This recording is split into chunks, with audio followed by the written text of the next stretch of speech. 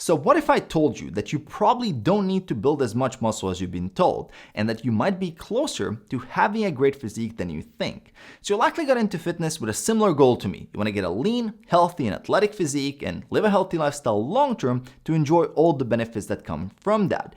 But the physiques that you and I are continuously exposed to, and the ones that get the most attention on social media, are the most jacked and exceptional ones. It's those that have dedicated the majority of their lives to maximizing muscle growth, and often by any means necessary, including taking some quote-unquote vitamin S.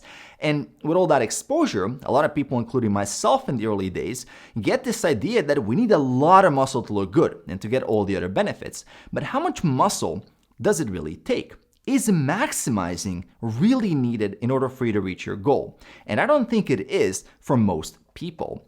From what I saw on my own journey and as a coach now, having worked with hundreds of people over the last decade, I can say that the first 15 to 20 pounds of muscle you gain, so 7 to 9 kilos, are the most important. It's what changes your physique the most. And based on what I'm seeing, most people would be at their goal physique if they had that 15 pounds or 7 kilos or more muscle, and if they were lean at 12 to 15% body fat. Looking back at my own physique, I realized that those first 15 pounds or 7 kilos were the most transformative ones. When I initially got lean, I went all the way down to 154 pounds or 70 kilos, and I was quite skinny at that weight, being 5'10 or 178 centimeters tall. Couldn't fill out a shirt, nothing too impressive.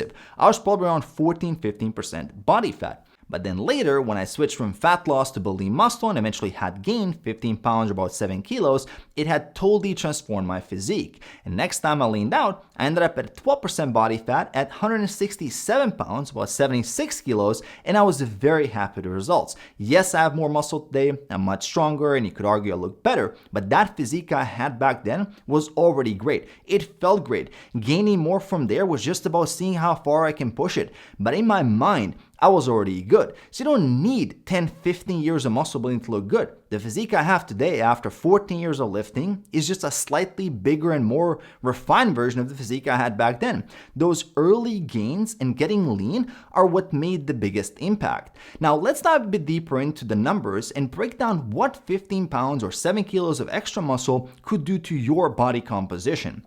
First, let's take a look at skinny fat Joe. Joe weighs 160 pounds, so 72.5 kilos, and is at 24% body fat. He's never lifted weights in his entire life, he's living a sedentary lifestyle, and his lean body mass is only 122 pounds or 55 kilos.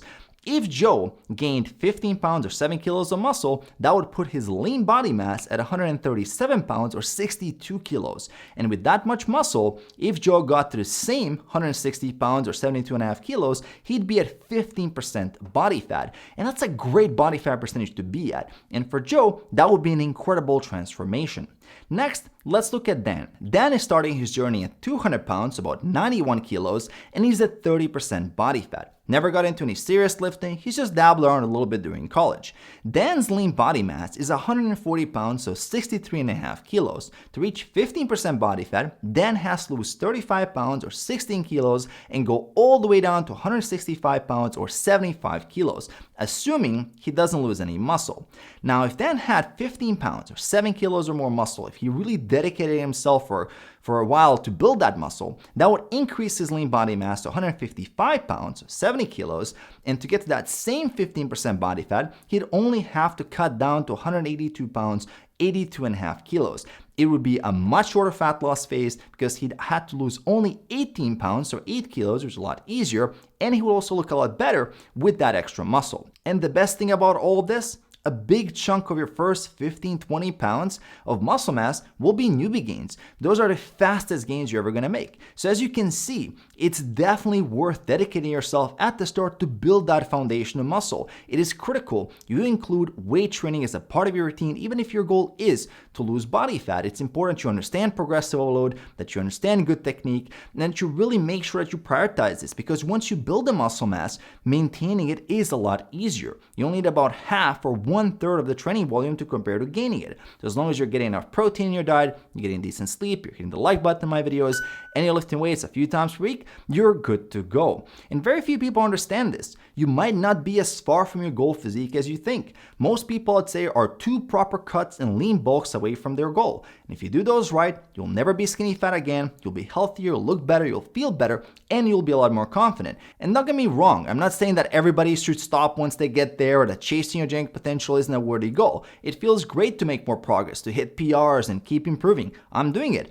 All I'm saying is that those first 15-20 pounds are a no-brainer. They will completely change your physique and your health. And it's something most people are capable of doing without needing to live like a bodybuilder. And for those that really want to dedicate themselves and min-max their physiques, that's also great. But for the rest, applying that 80-20 Pareto principle makes a lot of sense. You get the majority of the benefits without the huge trade-offs, and you can do that in a very sustainable way. So if you've been thinking that you need to build a ton of muscle to look good, then you fall in that trap of comparing yourself to these super jacked social media influencers, I hope this gave you a more realistic perspective on what you can do and what you can expect. And I hope it inspired you to get after it, knowing that you might be closer than you think. And if you're looking for accountability and coaching, if you want to work with me on your fitness journey to do this right, the link for coaching is in the description below, so check that out, and I'm gonna see you in my next video.